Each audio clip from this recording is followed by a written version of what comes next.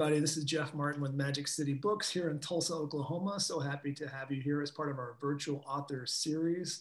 For those of you joining for the first time, we've been doing these in this format for about a year now, April, give or take, and we've done well over 100 of these virtual events, and it's been a great way to stay connected with all of you. And we were worried at the outset of the pandemic, to be candid with you, about how we would maintain that tether that we've had with our audience over the years, and I'm happy to say that we've been able to do that. It's not the same. It's not what it is when we have a room full of people laughing together or crying together, but it is that bridge that we needed to do that. And I hope that as the summer or fall arrives, we'll be thinking about maybe doing some outdoor things or doing some more in-person things, but also we get the opportunity like this to reach a lot of new people. I would imagine many of you watching are in different cities or different states, or who knows, maybe even outside the country.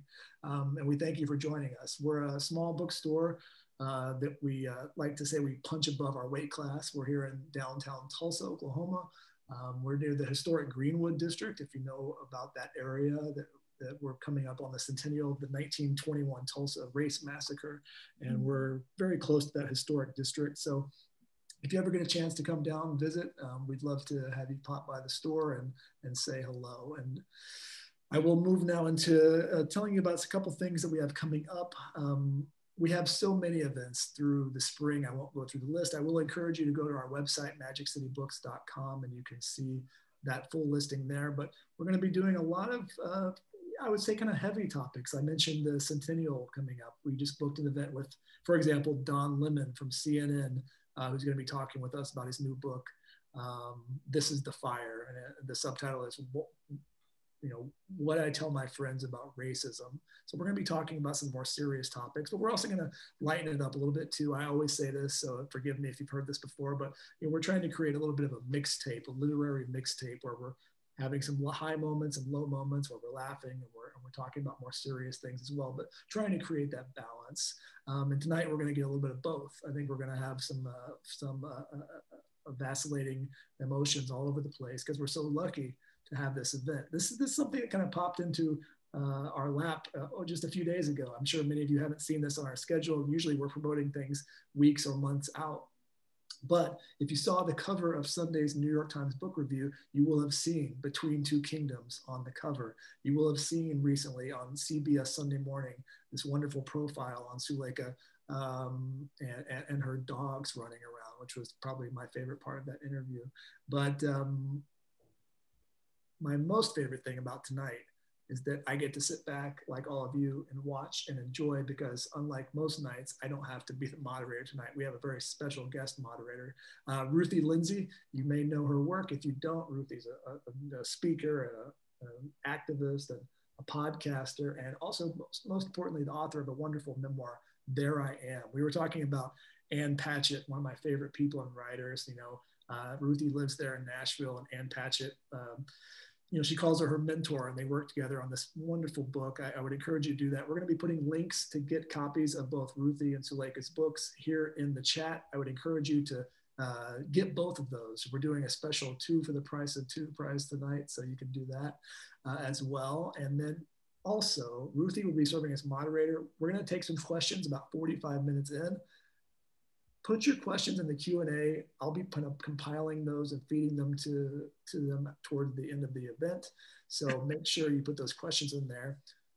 Lastly, most importantly, our very special guest tonight. I don't know how many of you have had the chance over the last years to follow Suleika's work. I remember, gosh, it has to be 10 years ago when the Life Interrupted pieces started coming into the New York Times.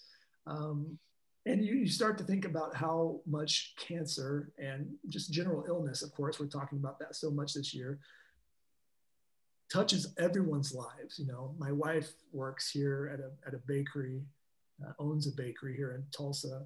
Just in the last few months, even in the last weeks, my mother-in-law, who works with her at the bakery, just was diagnosed with cancer. And my wife's partner at the bakery, and who was the co-owner, who was only 37 years old, was just diagnosed with breast cancer as well. So this touches all of us. And when you see a book like Between Two Kingdoms, which I love a road book. You know, I love Travels with Charlie by John Steinbeck. I just last night watched Nomadland. I love books that kind of take a literal journey outward to, of course, take a bigger journey inward. And that's a pretty amazing feat that Suleika Jaouad has done with Between Two Kingdoms. So I'm going to sit back, relax. I'm going to turn it over to Ruthie and Suleika to have a great conversation. Thank you for joining us. And we'll be back in a little while to answer some questions. So I'll turn it over to our special guests, Ruthie Lindsey and Suleika Jaouad. Thank you so much, Jeff. And hi, Ruthie. Jeff, hi, sister. Oh my gosh. I get to look at your face for an hour. My best life ever. I feel the same way. What a treat. Thank you for letting me do this with you. And thank you, Magic City Books, for allowing us to be here tonight, and everyone that's here with us. We're so grateful that you're here. And Suleika, I am so excited to dive into this magical book and to share a bit about this journey that you have been on. And to start, I hope that this is okay. I didn't talk to you about this before, but I just felt this little ping. I lit this candle tonight, and I lit it with this really sweet time.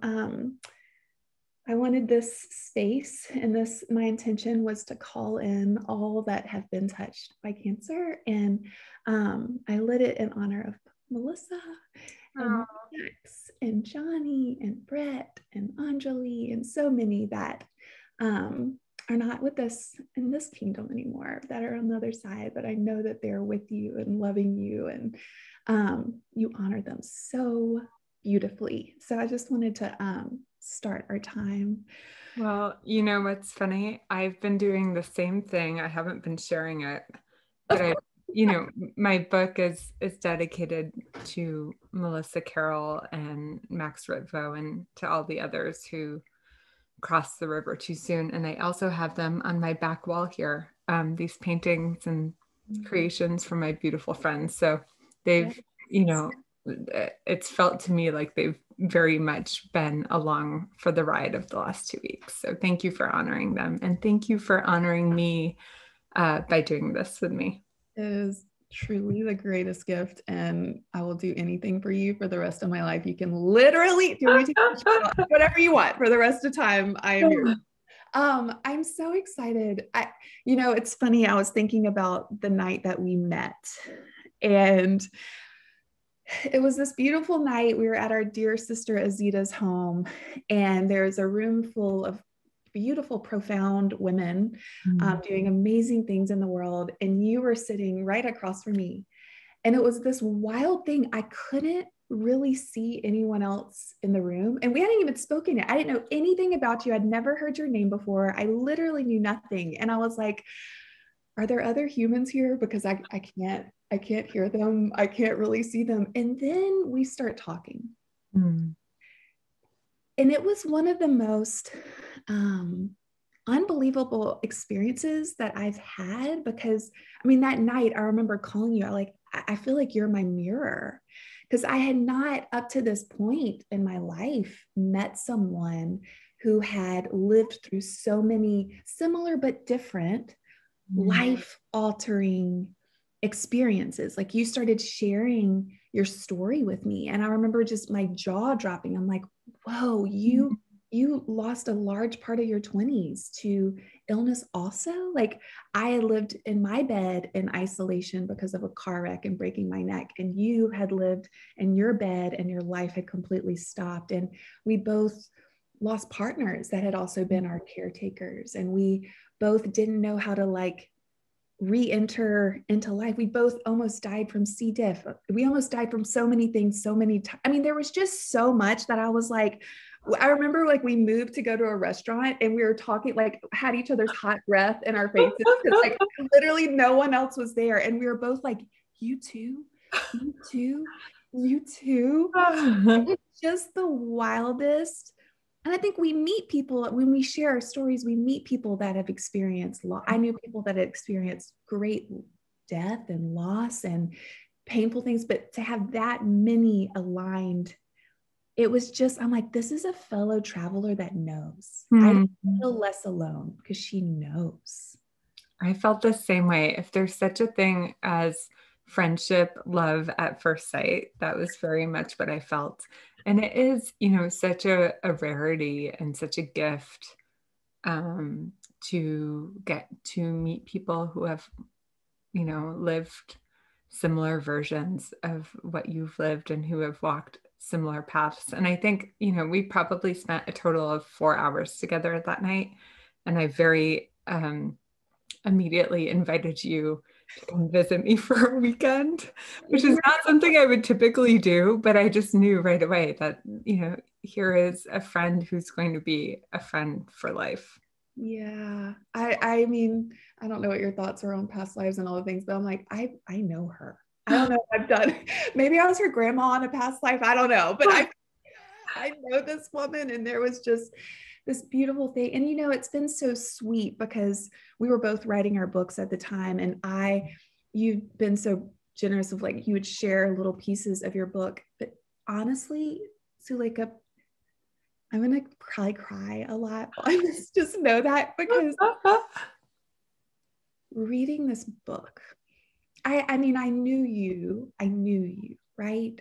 Mm-hmm. But the generosity of what you offer us in this book, and sharing so many brutal, so many painful, so many traumatic, so many beautiful, you just exposed you in the most prolific, profound,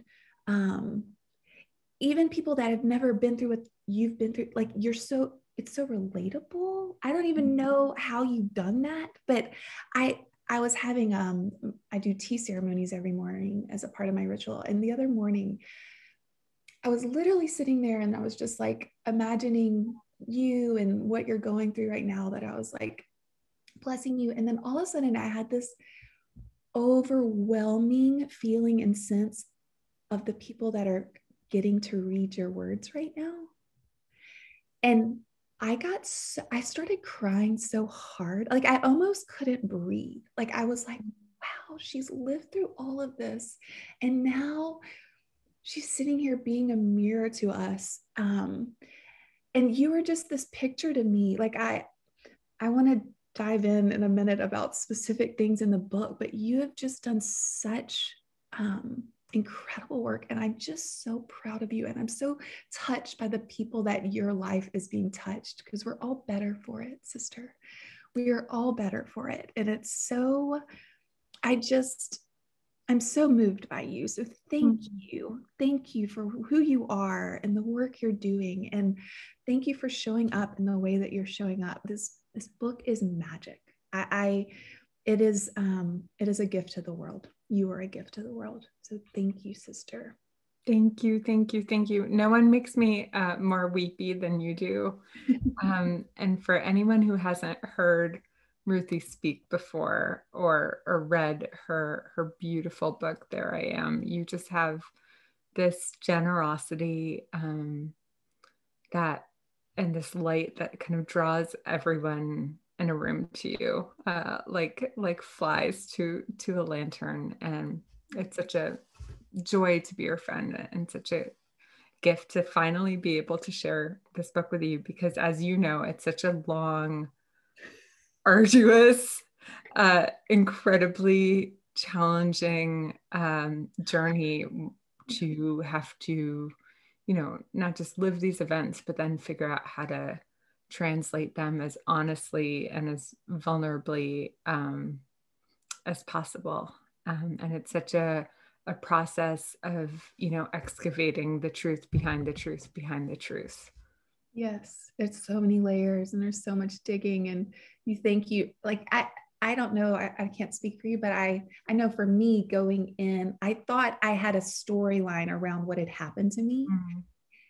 And I had a story about it. And then when I started writing, it was like, whoa, it was so much deeper, and there was so much more, and there were so many more layers. And honestly, like you, I was on such heavy narcotics through so much of that experience, those 7 years that I was living in my bed from this accident. And this time around, as I was writing it, I wasn't on the narcotics this time. So it's like, our brains don't know time.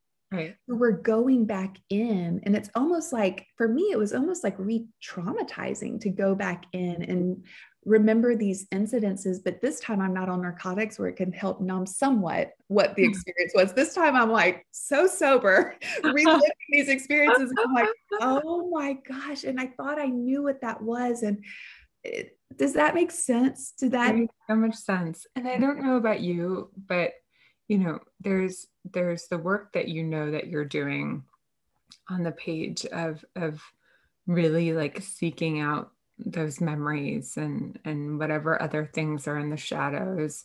And then there's the work of trying to figure out how to put it into words. But even after you're done writing, that subconscious mind keeps stumbling across things. And I'm still understanding that story in new ways. Yes.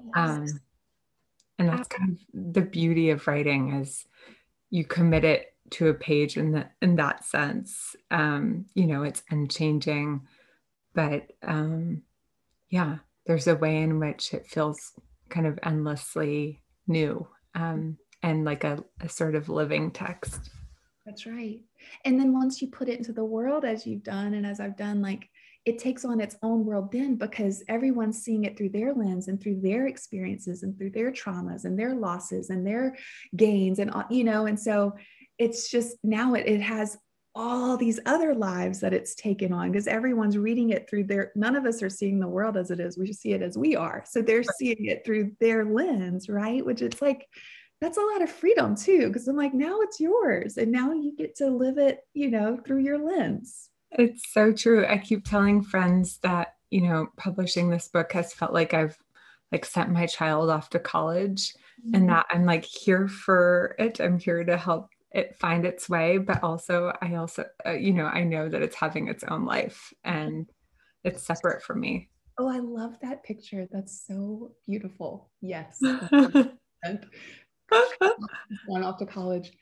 Something that I was really looking forward to talking to you about tonight, and it's something that you speak about in the book, because I think most of us in this world, if you're in Earth School, which we all are, if you're a human being, loss, and trauma, and pain, and there's big T traumas, little T traumas, but everyone's touched by it, right? Mm-hmm. And we all know about PTSD. We all know about, these things, but something that I am really excited to talk about with you is post-traumatic growth. Mm-hmm. And that was a newer concept for me that I heard about in the book Option B a few years ago. And I remember just my insides lighting up when I heard about that, because all I had really known and felt in my body and in my life up to that point was post-traumatic stress. And,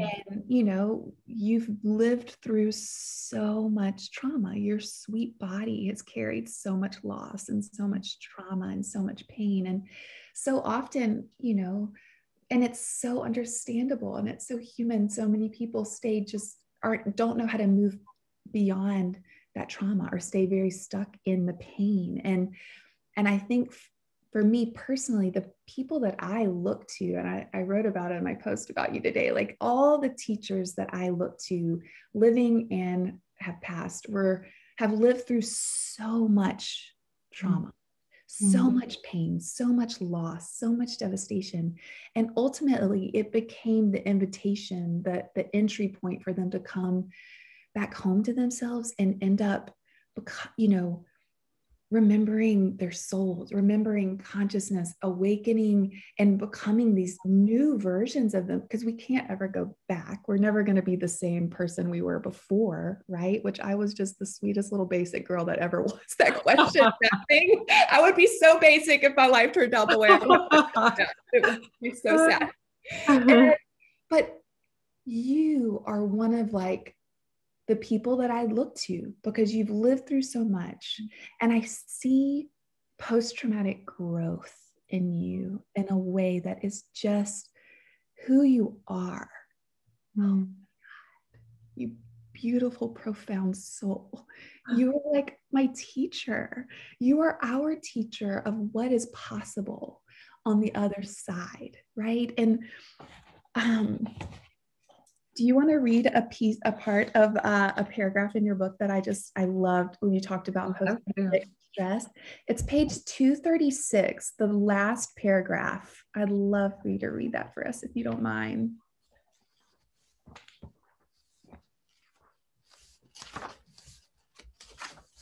Let's see.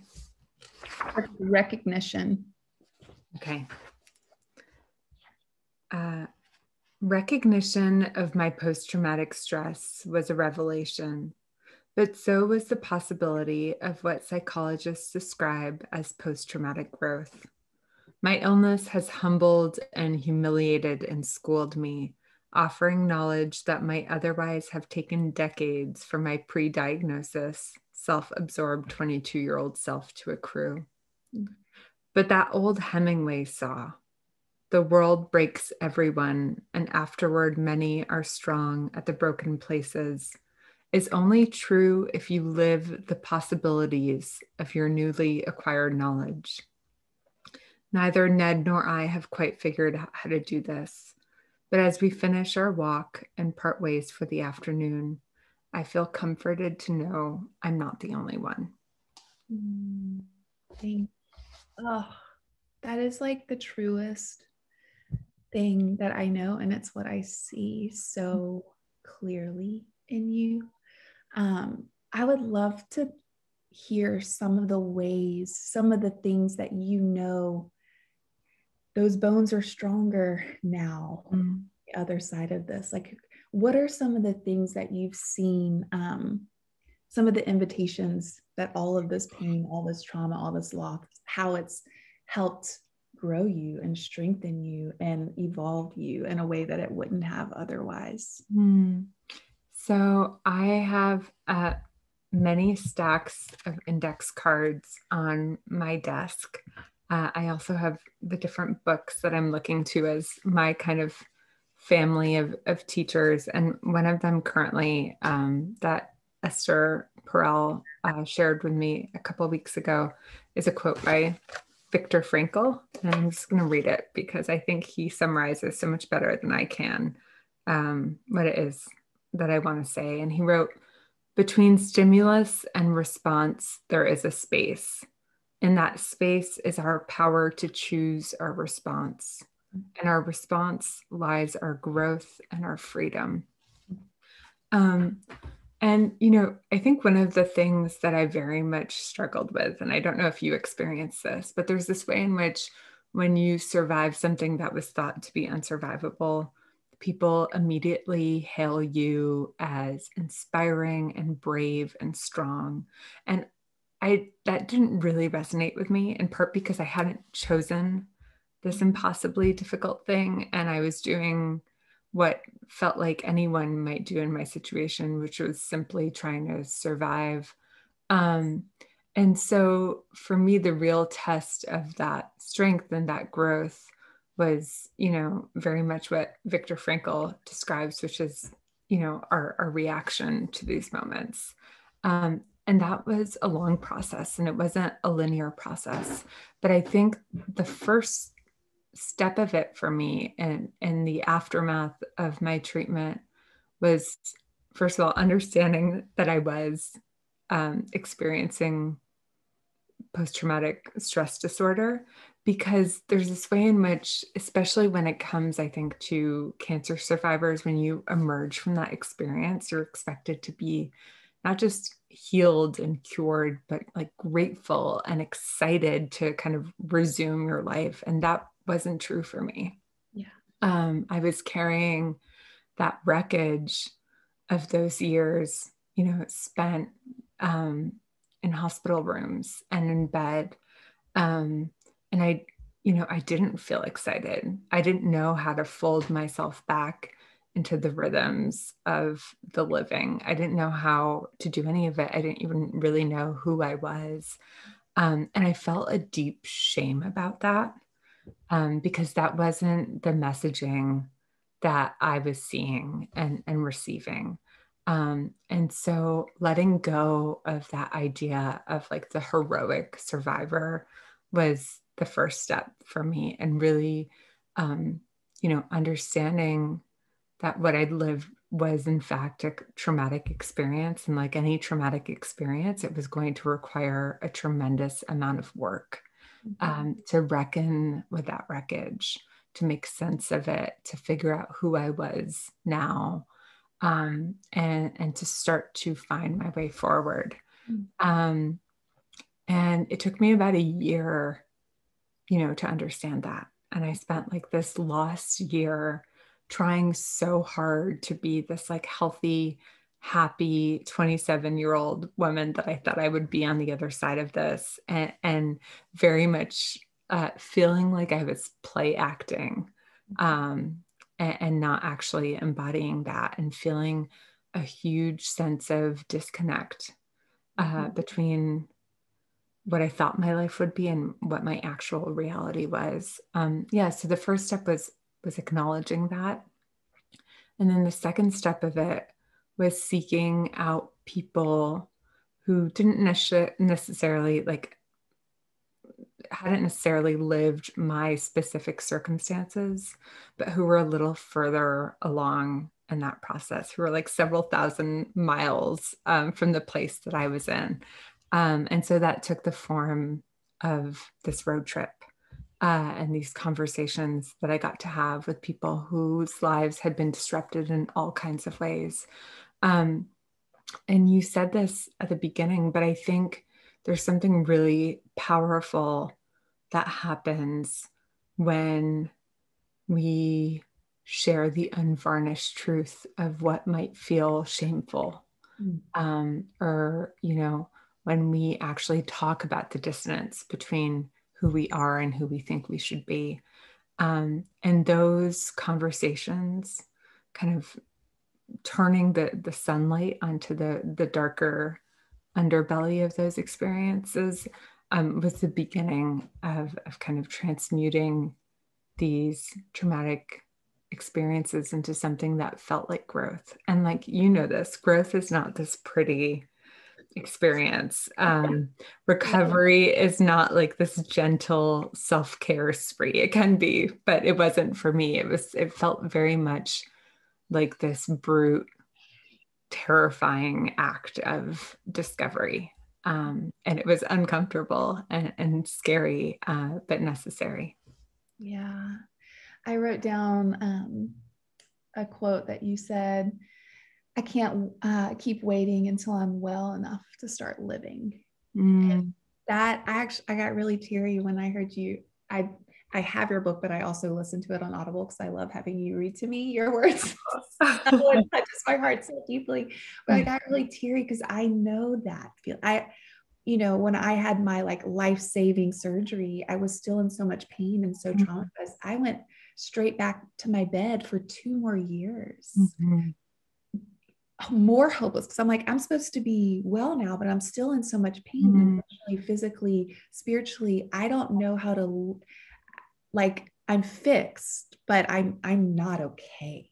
Right. I'm not well. And there was something, for me, it ended up being a massive nervous breakdown, but that turning point of like, I can't wait until I'm well enough to start living. Like I almost had to go through the motions of living way before the emotions felt good. Like I was miserable, but I kept waiting to feel better to start living again.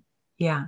Yeah. And I think, that we all feel that sense of permission in some area, where we're like waiting to check certain boxes, or we're waiting for something to happen until we can do the thing we know we need to do or really want to do. But that idea of well enough is something I grappled with because, on paper, I no longer had cancer, but I was still in this in-between place. I was on disability. I, still needed to nap for 4 hours in the middle of the day. And it was so hard for me to even like imagine what kind of job I could hold, or like how to even begin dating again. And like, when do you even bring everything that you've been through up? Certainly probably not in the first 5 minutes of the date, but all these questions. And I remember looking around to healthy friends of mine, and I would like think of them as these sort of normal civilians. And I very much felt like an imposter among the well. And, you know, going back to the hospital or being in my bed, that felt safe to me. That felt comfortable. It felt familiar. It was everything outside of those spaces that felt terrifying and kind of unknown to me. Yes. Oh, I so get that. And I remember I would like look at people outside at coffee shops, like giggling and laughing. And I'm like, how are people just living a normal, like, I don't even understand. How are you just giggling, having a coffee right now? Like, how is your world not ending? Like, don't you know that, it was just this, it is this wild in between. And it's like, we have to slowly start tipping our toe into this new, because we aren't going to be the same. And that's not a bad thing. It's just, we carry these scars, we carry these stories with us. And all of a sudden, I think it's learning how to embrace all of those parts, right? All of it belonging. And I think about oftentimes like my invitations of pain of like looking at that girl that lived in her bed for 7 years, addicted to every narcotic under the sun and making so many mistakes. And I'm like, wow, that girl, I learned how to, I love her. She's a part, I couldn't be who I am today. She was a part of my invitation. She was a part of my awakening. She was a part of my becoming.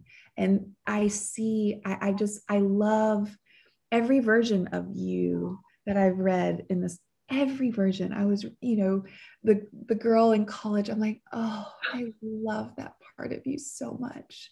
And the girl in the hospital, I'm like, oh, I just want to like wrap you up and hold you and kiss you. And I love that version of you so much. And the version of you that's so confused and doesn't know how to handle it and doesn't know how to feel it's too much and it's too big. And oh, I love that version of you so, so much. And just all of it all belongs, because all of those versions of you have gifted me and gifted the world this bright, shining soul. And I just, it all belongs. And I love who future Suleika, like, dear God, I'm going to follow you into the sunset. Like future Suleika,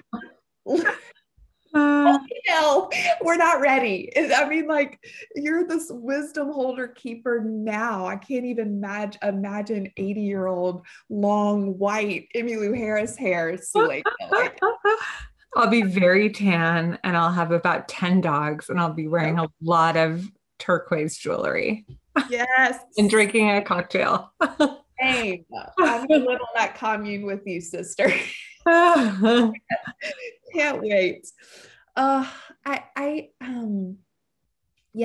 think I love in the transition of the book when you start going and visiting with these precious souls who were so impacted and felt less alone in their journeys, right? And then you felt less alone because they knew and understood. There's something so beautiful, like you said, of when you start sharing and you start connecting with others, you realize, because I think so often, what the story that pain and suffering and trauma tells us is no one will ever understand. We're the only one, especially when you're the sick one and you step into the world of living, like no one can know, and no one can, like, they can try, they're sweet and they smile, or they avoid you because they really don't know what to do, right? Yeah. And so I think that journey is so touching. Yeah. And I don't know if you feel this way, and it, makes me think about this moment that we're all in right now. But to me, isolation and that feeling of private suffering is maybe the most dangerous thing. It's almost more dangerous than whatever, diagnosis you might have gotten. And I think that that sense of being alone with your sorrows, especially if you have people around you, because then it, there's a disconnect. It's like, I shouldn't be feeling this way. I'm, one of the privileged people who has family, who has loved ones around me. That sense of private sorrow, that silence that enshrouds us, that's what kind of turns into a sense of shame, a sense of like, it shouldn't be this way. And, for me, during the time that I was in treatment, I didn't have the possibility of traveling. I was living a life that's not so different to the one we're living right now in a pandemic. Because of my immune system, I couldn't go out in public. And if I did, I had to be really careful and wear face masks and disinfect everything. But the power of writing, and, the power of sharing these stories is that we do get to connect, and we do get the chance to tap into communities that we wouldn't otherwise.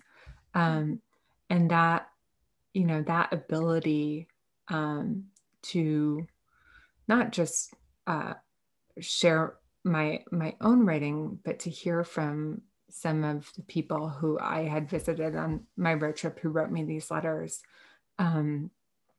felt like such a powerful testament to the ways in which, regardless of circumstance, we can not only, make of our circumstances something meaningful, but that we can find connection.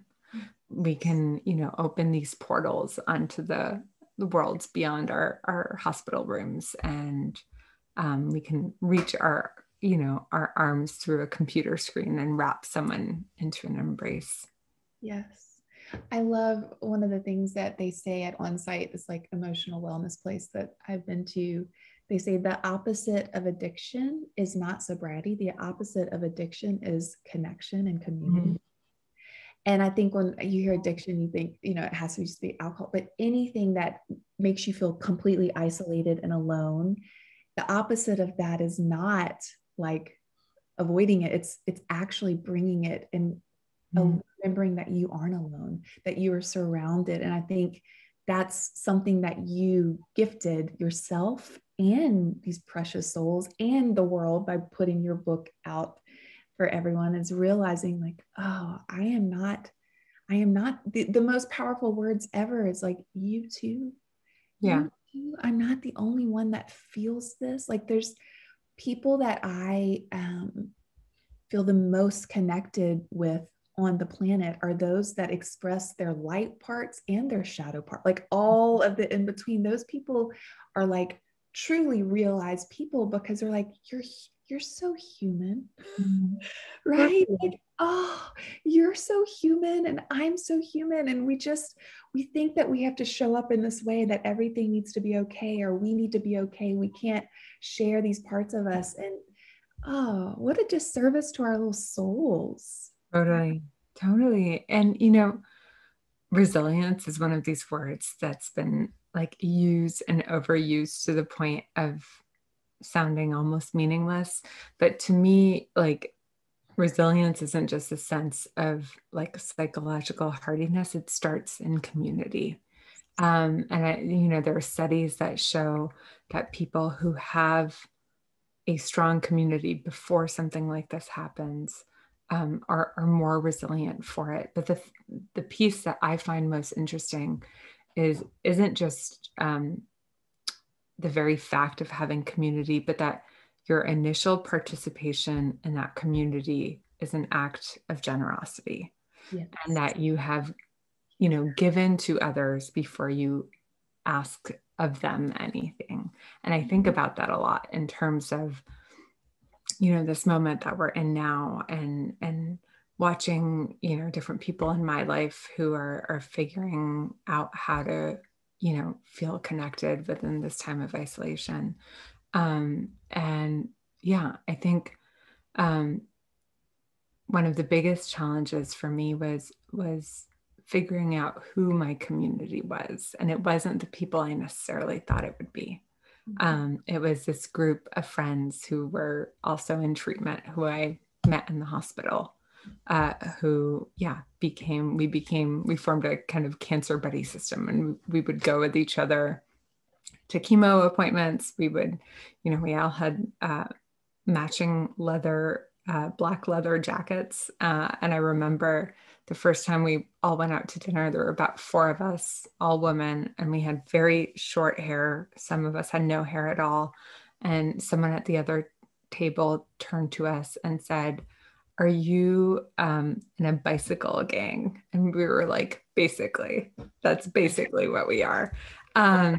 But, in the aftermath of that, because most of those friends are no longer alive, finding community in the most unexpected of places, most of the people I visited on the road were people I didn't know at all. I'd never met in person. And it gives me so much hope. And I've said this, I say this in the book, and I've said it before, that like survival is its own kind of creative act. But I think the same is true of community, especially when we're living with limitations. The way we think of community, the way we forge it, becomes a creative act. Yes. Oh, speaking of your road trip, there's a part of your book that I wanted to read that I was so moved by. And like how, I can't imagine that before all of this, you would think you'd have much in common with an inmate on death row. Yeah. And then your visit to Little GQ, this is from that time, you say, "A tap on my shoulder makes me jump. It's a guard here to tell us it's 3 p.m. My time is up," Little GQ says. Before I leave, he asks one final question. "If you could take it all back, would you?" If I could take it all back, I'm stunned. I don't know, I say quietly. And then you go on back, and a page later you say, "Although my 20s have been wrenching, confusing, difficult, to the point of sometimes feeling unendurably painful, they have also been the most formative years of my life, a time imbued with the sweet grace of a second chance, an inundation of luck, if such a concept could be said to exist at all. The tangling of so much cruelty and beauty has made of my life a strange, discontorted landscape. It has left me with an awareness that haunts the edges of my vision. It can all be lost in a moment, but it's also given me a jeweler's eye. If I'm thinking about my illness, abstracted from its impact on the people around me, then the answer is no. I would not reverse my diagnosis if I could. I would not take back what I've suffered to gain this." Well, and I think you, of anyone I've met, you know this, and you have a true jeweler's eye. I said this in my post today, but I have like never seen someone marvel over a sunset the way that you do. I think I wrote something like, yeah, you respond to a sunset the same way a teenager might if they saw Justin Bieber out on the street with like these rapturous shrieks. And I think to me, like that is the most meaningful manifestation of post-traumatic growth. And I think about this all the time. I've been thinking about this recently. When I was sick, I had about 3 hours a day where I had the energy to do things. And that meant that I had to get very clear and very specific about what I wanted to do with those 3 hours and who I wanted to spend it with. And I try now when I go into my day to almost pretend that I only have 3 hours in the day. And it's such a beautifully distilling exercise. And I think it's one maybe that, we could all benefit from. But when there's this sense of endless time, we don't have that kind of centering clarity that comes with that sense that everything can be lost in an ordinary instant, as Joan Didion wrote so beautifully. And, you know, it's easy to forget that, especially now. I'm almost 6 years out, and there are times when I just kind of tumble headfirst into my day, and I get like swept up in this culture of busyness that we're all kind of prone to. And I forget to take a moment and to think, if I could only, you know, do 3 things, or if I could only have 3 hours, what would be most important to me today? Oh, that is so, and it is amazing. Because I mean, I think part of the reason sunsets are so profound to me is because I lived in my bed 7 years and I didn't see a sunset, you know? And so it does become the most profound gift that we get every day. And then you're so right. It's so easy to forget, right? It's so easy to forget. But I think the sign of real growth is not that you're not human and you don't forget, but it's like it's how quickly we're able to come back to the remembering, right? Whereas like if I had never had that experience and I saw every sunset for all time, I'd just be like, they'll always be there. Who cares? You know, but I'm quicker with growth and with time and this very nonlinear healing journey we're all on to be like, oh wait, remember Ruthie, you sweet little human, you just forgot. You just forgot for a minute. You get to come back and remember that, this moment, this time in front of you is the most important place I could possibly be on planet Earth, because it's where I am. And no one matters more than who's in front of me in that moment. And nothing matters more than what's here in this exact moment, because it's all we actually have. And the quicker we forget all day, every day, but we just get to come back and remember. And you're so good at remembering and mirroring that to us. And I just thank you. Thank you, Ruthie. I love you, and I'm so grateful to you. And yeah, this is a selfish excuse to just get to hear you talk and to bask in your wisdom. Y'all ask, I'm like, hello, I pay you to get to do this? Because hell yeah. Hi, Jeff. Hi, Jeff. Hey, yeah, I know we could keep going forever. So I know we want to make sure we get a few questions in here. So we'll try to get to as many as we can, everybody. We've got a bunch coming in, but we'll go ahead and start with a couple here. First question is for Suleika, and it says, what part or parts of you do you feel like you carried with you from pre-illness through illness into the self that you are now? Such a good question. I think my curiosity, you know, I never imagined myself as a memoirist because generally I'm far more interested in other people's lives than I am in my own. But I've always been an observer and a question asker. And I think that, yeah, that curiosity has been the thing that sustained me. And it's also been the thing that's allowed me to make sense of all these different phases and lives. And it's the thing that I use as my kind of North Star, both in my work and in my life. This is a question coming from Pat, who is writing to us all the way from British Columbia in Canada. So that's great. It says, how did your mother handle your traumatic illness? You know, what was her experience?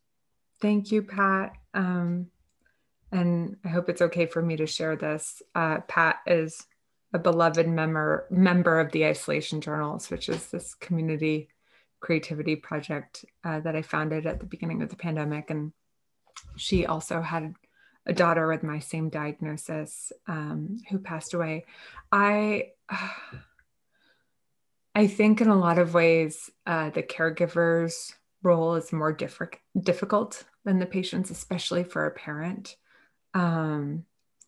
because I imagine there's this way in which you feel helpless and you want very much to be able to, take away your child's sorrow. I truthfully, not until, recent years, had an insight into what this was like for my mom, in part because she didn't want me to know how painful this had been for her. She was always putting on this brave, stoic face. And even though, of course, I knew how difficult it wasn't until later. And she actually shared with me her journals from that period of illness when I was working on the book. And it was so heartbreaking and so humbling. And it gave me such a profound appreciation for her experience and all of this. And I should also say, we've been talking about post-traumatic stress and post-traumatic growth, but the same, I think, is true of caregivers who bear witness to their loved ones going through illness. And they deserve, just as much care and as much support as the person living with the illness.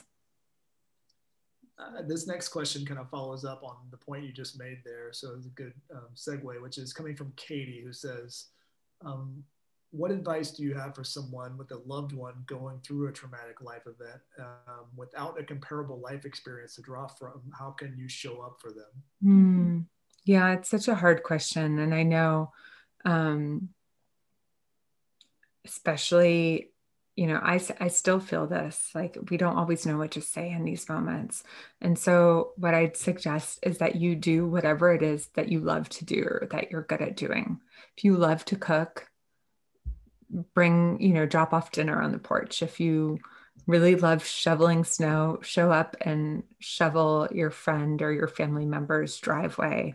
We don't have to become these, all-knowing, perfect caregivers or friends in these situations. We, I think, very much need to return to what we already know and to just do that. And the one thing I would also add is that I'd suggest not asking, for example, what can I do to help? Or because that kind of puts the burden back on the person who is dealing with the illness. And if you're someone like me, I hate asking for help. So my answer to that question will always be nothing. But yeah, I think no gesture, it doesn't matter how small the gesture is, it's so appreciated. Can I add to that? Yeah, please. I love what you just said. I think the not saying, what can I do? But instead saying, hey, I'm going to bring you a meal in the next 2 weeks. You tell me what sounds better, this or this, and what night's better, just to do the thing. And one other thing that has felt I think so often when people don't know what to say, they just don't say anything at all. And you don't have to have answers. You don't have to fix anything. People just want you just showing up and listening. You don't need to have answers, right? People are like, well, I don't know how to help. Showing presence is so massive. And the one other thing I'd add to it is, especially if it's for someone who's lost a loved one. For me, I lost my daddy, and an opportunity to speak about him. If someone asked me, hey, if you're up for it, would you tell me some of your favorite stories about your dad? It keeps their memory alive. It's such a beautiful, I keep a calendar of the day my friend's mom passed, because you can just say, hey, on that day, I want to hear stories, and someone saying my dad's name, I don't hear his name anymore. So someone asking about Lloyd Lindsey, I'm like, oh, thank you. It's such a gift, It's so true. It's so true.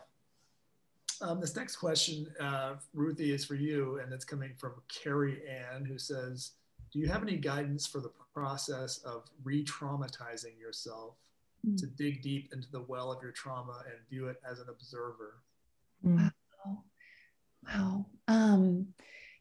I think these are those things that I'm learning now, and it's an ongoing journey, and I'll be on this journey in Earth School until I'm back in the in-between. But I think we can't heal something we don't allow ourselves to feel, right? And our trauma gets held in our body, but we disassociate to survive. Like, I love that part of me. I wouldn't be here today if I hadn't left my body and totally disassociated. So learning ways to take care of yourself and to practice real self-care and just real tenderness and loving kindness. Like, when you're going back in, and they say when our responses to things are hysterical, they're always historical. It's old. It's old stuff, right? So going back in, if you're rewriting your story and you feel traumatized, a practice that I do for myself is our bodies don't know the difference in our hands and someone else's hands. This is actually science, even though it sounds really woo-woo and crazy. It's like the same hormone is released when you hold yourself as when like a lover, an attuned lover holds you. So you can literally hold yourself and say, Ruthie, you're so safe. That was then, this is now, and I've got you. I'm going to take such good care of you. And I love you. You're doing such a good job. I'm so proud of you. And just holding yourself and giving yourself, like, feeling where you are, feeling your space, feeling your butt on your seat or your feet on the ground, and checking in and seeing what you see and smelling what you smell and checking in with your senses, all things that bring you back into your body, into the present moment, that help you be here, are beautiful ways to practice self-care when you feel really triggered or activated by old things, because your brain doesn't know you're not right back there, right? Mm-hmm. And we could talk about this all night, but I want to get back to questions for Suleika. But yeah, that's such a beautiful question. And we are so powerful and so strong, and just giving yourself care and love and tenderness is you're so deserving of that. Mm-hmm. This question also goes to, I think both of you could answer this. And this is from Diana, who says, was there a moment for both of you when you started to write your books in your head, meaning when you found the narrative, or was it a slow reveal to you? All writing, I would say, is a slow reveal to me. I always go into it with like an outline or a plan of what I'm going to write. And I think if I'm doing my job right, I end up like having to throw out that outline because that act of writing for me is very much an act of discovery, of figuring out what it is that I'm actually thinking. And I don't really know how to do that without writing my way through it. So one example is that when I was writing part 2 of the book about recovery in the aftermath of this experience, I kept trying to write it in the past tense and it wasn't working. And I was so frustrated. And I, threw out many drafts, and about 9 months in, I realized that I was still very much living this recovery, and to put it in the past tense was forcing a distance that I didn't have. And so when I switched to writing, in the present tense, and realized I was actually allowed to switch tenses halfway through the book, it broke not just the writing, but that whole experience open for me. Yes, I love that. I mean, what I went into thinking this book was a totally different thing that came out. And I'm a verbal, and I don't know what I think until I write it or I speak it. I literally don't know. And so that's how I process. And so even going into the book, I thought I sold a book that was called Salvaged: Building a Beautiful Life with Broken Parts, because I thought I was broken and I called myself trash. And then going into this, hello, ma'am. And as I wrote it, and I was like, oh, I'm not broken. Broken, really fucked up, traumatic things happened to me. I'm not broken. My essence, my soul isn't broken. And I'm created for healing. And so, I mean, that whole messaging and everything I had talked about up until writing the book had been about being, there's beauty in how broken you are and all these things. And I'm like, oh, wait, I'm not. So like the whole thing changed by writing it. So yeah. This last question, and before we do that, I will remind people, please go on in the chat here and buy these 2 books. 1, because you need both of them in your lives, and 2, we'd appreciate it through Magic City Books. So do that before we wrap up here. We'll post that link in there one more time. But this last question is kind of a meaty one. So before I do that, think about it also in the context, because this question reminds me so much about this last year that we've gone through and the trauma of this last year.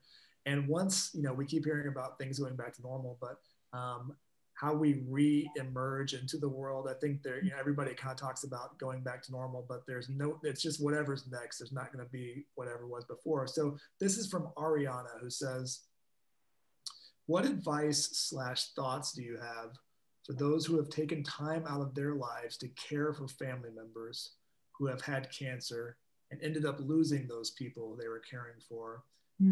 And then how do they move forward with their own lives after that loss, having stepped out of their lives for such an extended period of time? It's such a good question. I mean, so that language of moving forward, I think, is one that's so important. I very much was intent on moving on from the losses, from moving on from my past and wanting to somehow, compartmentalize it and just immediately start living.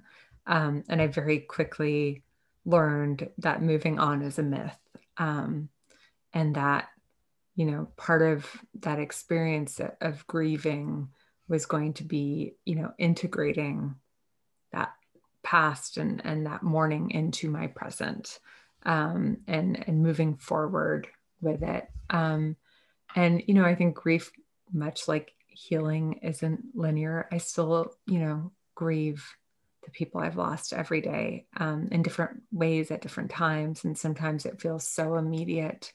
And sometimes I'm able to, shift my focus from like the absence of that person in my life to like reflecting on their presence and the many ways in which they still impact my life.